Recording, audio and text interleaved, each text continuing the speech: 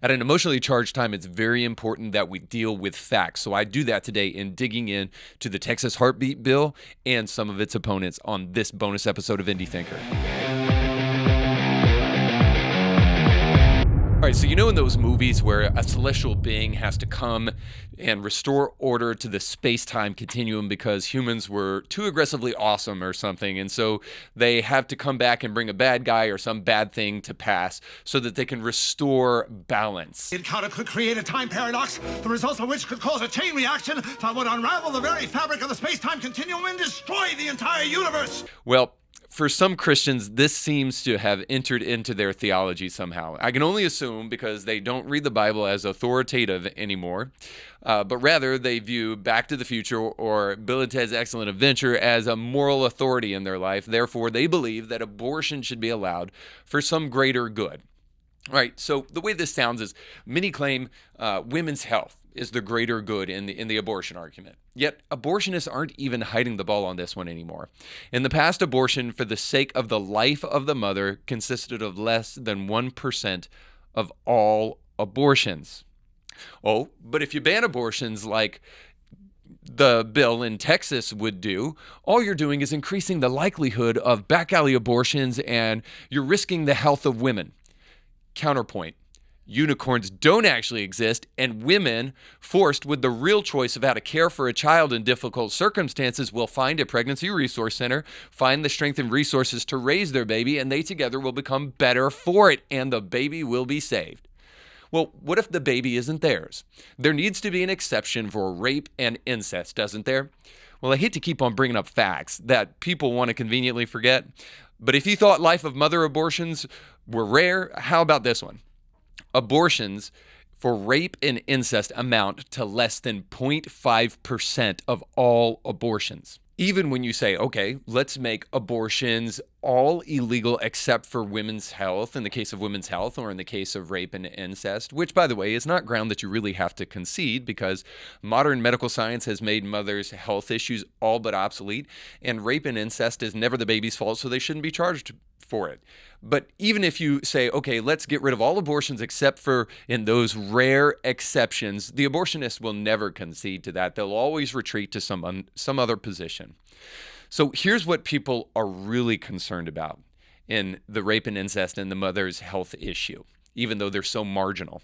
Florida State University College of Law Professor Mary Ziegler, who specializes in the legal history of reproduction, says exceptions for rape and incest are much more symbolic than they are relevant, given that they don't apply to the majority of women having abortions. She said abortion opponents have never felt these exceptions were justified, but they were long seen as a political third rail.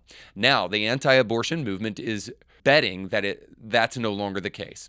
Okay, so what is she trying to say in all that? What she's essentially saying is that we, the abortionists, have to hang on to these very marginal few cases, and we have to keep on arguing for these cases to keep abortion because the pro-life advocates, if we give them any ground, then there's no limiting principle, and we'll have to totally get rid of abortion if we don't hang on to these very thinly substantiated arguments that we have. Well, here's where we have an agreement. When we start to realize that abortion has nothing to do with women's health, it will lead us to more rational positions like abortions should be canceled. Now, let me just be really clear. In no way does this mean we forget about women or their health, and it certainly does not mean we lack compassion for the plight and the pain of women. To suggest that you have to be an abortionist to care about women, it's just a lie. You sit on a throne of lies. But to be totally honest with you, I'm a little annoyed by the misguided argument that Christians only care about the unborn, but not other kinds of people. I mean, please, when 1 million babies are aborted every year, there's hardly any other issue that's this life-threatening that could demand our attention. But I can also give you an endless list of Christian organizations who have and would step up to the plate to help moms to be and moms who have children. I support one. And I'm not saying that to brag. I'm just saying it because you need to support it too. I'll put it down in the show notes below. But Christians are on the front line of this issue 100% with their money and their mouth. So let's be honest. This isn't about science. It's not about truth, and it's not about women's health. But before we jump into what this is really all about, I want to make sure that you know that this show is sponsored by the Kevin Blair team and Element Funding. These guys have helped us out so much, and they help us create some of the great content we make here at Indie Thinker, but they can also help you. So if you're looking to buy a house or refinance a house, and by the way, you need to do that now to take advantage of historic low interest rates, just go over to kevinblairteam.com and see how they can help you. All right, so what's this abortion issue really all about if it's not about women's rights and it's not really about women's health care?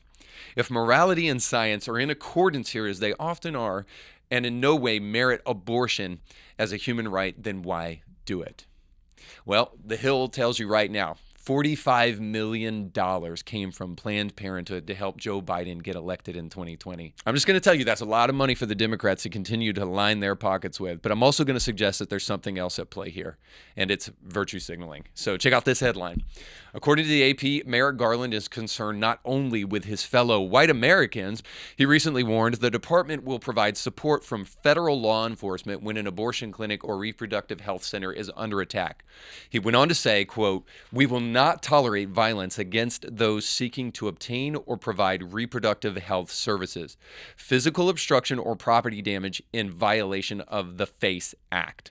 Now you can go up and look up what the FACE Act actually is, but you'll notice in the article something very strange that happens to be missing, like the absence of any real violence or threats against abortion clinics in Texas in the wake of this bill that's been passed. So why is the federal government worried about violence that doesn't exist while heartily supporting the violence that does exist against babies and abortions? Your political betters want to virtue signal because they know it's a powerful tactic. Most people let their emotions do their thinking, and elitists know that, and they will take advantage of it. The only way to fight against that is for you to take the facts into your own hands and to finally research the subject of abortion.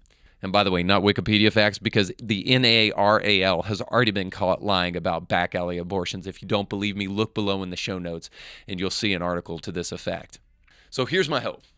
Those of you who go to churches where your pastor merely affirms what you already believe instead of challenging you to think deeply and differently on these issues, those of you who make claims that Christians can't celebrate the protection of life while Texans still hold AR-15s, please, please, please, guard your heart and mind against the virus of virtue signaling. The ones holding the water on the front lines of this issue need your help. Christians who believe that abortion is wrong and put their money where their mouth is and are right now supporting unwed mothers, handing out diapers and cribs to teen moms, and even supporting those who wish to put their children up for adoption. Those are the people who need our support. Don't undermine that work because you're desperate to be accepted on social media or because you haven't done the digging to get informed yourself to know that abortion is one of the gravest actions of our era.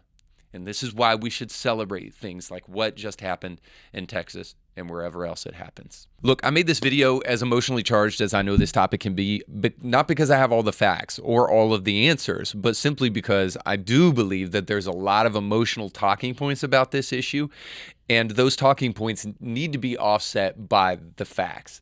So I'd love to hear what you have to say about it. So please leave respectful comments below. And maybe you've got some personal stories about this too, because this is the one thing that I think the church really is good at, is helping other people share their stories and share their wounds and their pain and all of that stuff.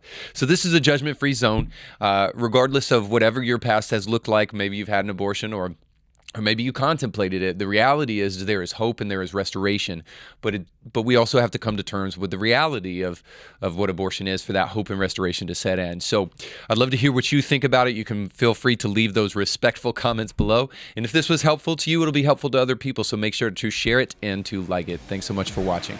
You can catch brand new episodes of Indie Thinker with Reed Huberman every Monday and weekly bonus episodes to keep you thinking throughout the week. But you have to subscribe and click the bell to be notified when new episodes drop. If you enjoy this content, make sure to like this video and share it with friends.